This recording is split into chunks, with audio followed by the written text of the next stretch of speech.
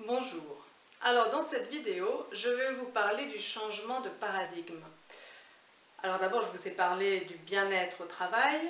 C'est vrai que là, je parle du changement de paradigme dans les organisations, dans les entreprises, les associations, euh, les organisations, pour justement arriver à ce bien-être au travail et à être économiquement viable. En fait, il y a une voie possible qui va peut-être ouvrir sur un nouveau monde. Donc, qu'est-ce que c'est qu'un paradigme? Eh bien, un paradigme, c'est l'ensemble de valeurs, l'ensemble de normes qui sont suivies, sur lesquelles est établi un système et voilà, qui sont la base en fait, comme le socle d'un système. Et donc c'est très ancré. Celles qui sont aujourd'hui dans les entreprises, ça nous vient en fait de la révolution industrielle, le taylorisme. Donc c'est très hiérarchique et c'est une hiérarchie pyramidale. Donc c'est ça, surtout la hiérarchie pyramidale qui va avoir à être changée, parce qu'on voit bien que l'homme d'aujourd'hui n'est quand même plus l'homme de la fin du 19e siècle.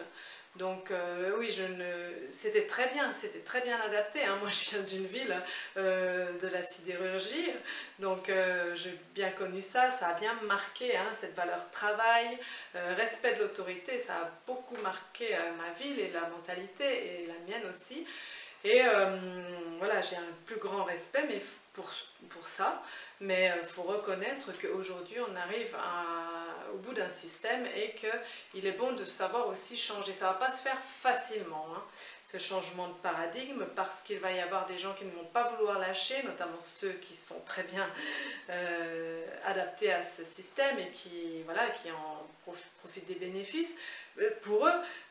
Donc ce ne sera pas quelque chose qui va se faire du jour au lendemain, ni tout doucement. Il va y avoir des à-coups. Donc je vais vous montrer le passage d'où à où. Alors, on va passer en fait d'une approche économiste à une approche humaniste. Alors dans l'approche économiste, il y a un supérieur hiérarchique, c'est lui qui a la bonne idée. Il n'a pas besoin de se justifier et les gens en dessous doivent s'exécuter, ne posent pas de questions. C'est the one best way, c'est la meilleure solution. Elle appartient au supérieur hiérarchique et c'est incontesté.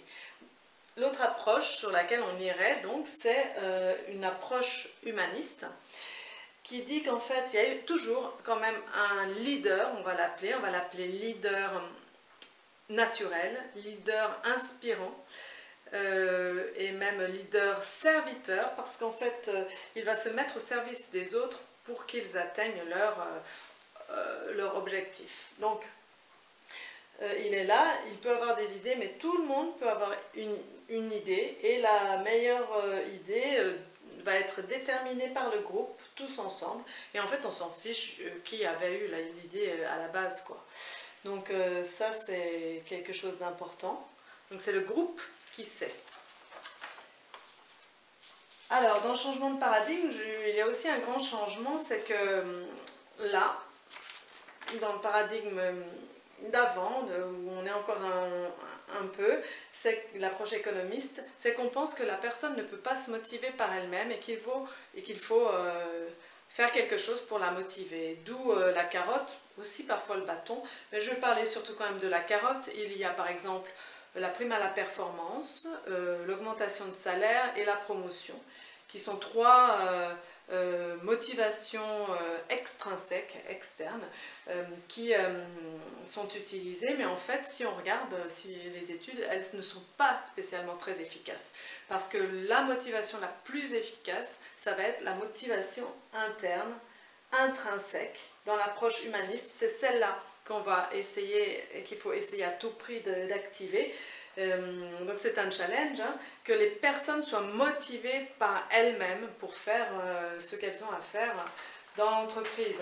Donc on va passer en fait d'un rapport hiérarchique basé sur le contrôle à un rapport hiérarchique basé sur la confiance. C'est très important. Et entre les personnes du groupe, on va passer de la compétition à la coopération. Voilà. Toutes ces notions sont très importantes dans le changement de paradigme. Donc effectivement, quelque chose qui me montrera qu'on a vraiment changé de paradigme, c'est quand quelqu'un parlera dans une réunion, eh bien, on prendra les mots, ce qui est dit, sans s'occuper de qui a dit. Parce que souvent, eh bien, il faut, suivant qui vous êtes, suivant oui, votre genre, vos origines, si vous avez fait votre âge, si vous avez fait des études ou pas, eh bien, ce que vous dites va avoir plus ou moins de valeur, pas pour ce que c'est de façon brute, mais pour qui l'a dit. Et ça, c'est quelque chose que j'ai beaucoup vécu, moi-même étant jeune femme. C'est pas forcément les critères qu'il faut avoir pour être écoutée, donc j'ai déjà vécu les silences après mes propositions en réunion. Je les ai aussi vécus pour d'autres, pour d'autres femmes, ça c'est sûr, et aussi pour d'autres personnes, d'autres critères. Et pour moi, ça, ce sera quand même la base. Quand on arrivera dans une réunion et qu'on écoutera la proposition de chacun avec la même valeur, eh bien là, ça montrera qu'on aura fait un grand pas. Voilà. Alors j'espère que vous avez aimé ma démonstration sur le changement de paradigme. Je vais vous lire certaines... voilà, des petites phrases là qui me plaisent. Il y a des choses à revoir, à épurer, à transformer et reconstruire. Notre manière de penser, de communiquer, d'amener cette dimension de sensibilité, de parler un peu plus avec le cœur. Alors c'est pour ça que j'ai fait avant, dans une autre playlist, je m'appuie sur l'exemple des personnes hypersensibles, parce qu'effectivement, si le milieu est bon pour elles, et bien ce sera bon aussi pour que toutes les personnes développent leur sensibilité.